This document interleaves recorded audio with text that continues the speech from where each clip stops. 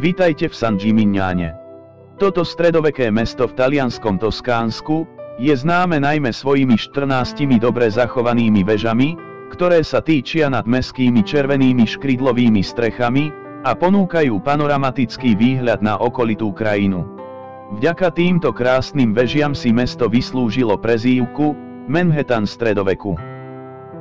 História San Gimignana siaha až do 10. storočia, kedy bolo opevnenou dedinou na Via Francigena, pútnickej ceste do Ríma.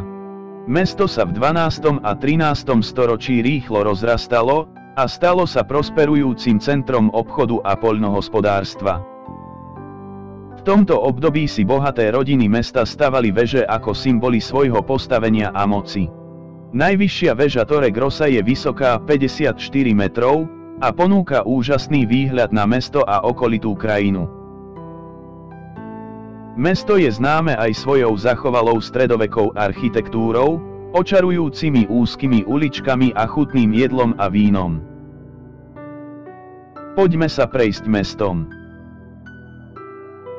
Uličky San Gimignana sú úzke a kľukaté, so strmými dláždenými schodmi. Obchody sú malé a rodinné, predávajú všetko od suvenírov až po tradičné toskánske jedlá a víno.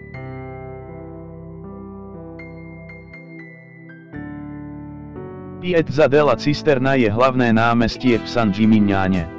Je to námestie trojuholníkového tvaru s centrálnou studňou, ktoré bolo postavené v 13. storočí na zásobovanie mesta vodou.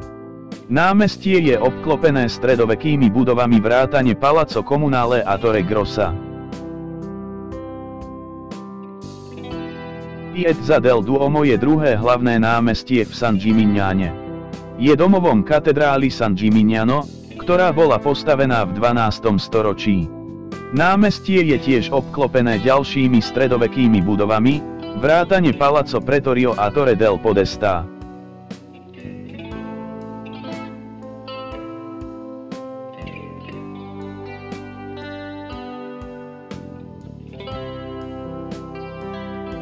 San Gimignano je obľúbenou turistickou destináciou a je ľahké pochopiť prečo.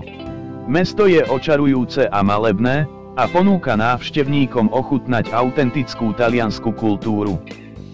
Ďakujem za návštevu a dúfam, že si prídete pozrieť aj ďalšie videá na tomto kanáli.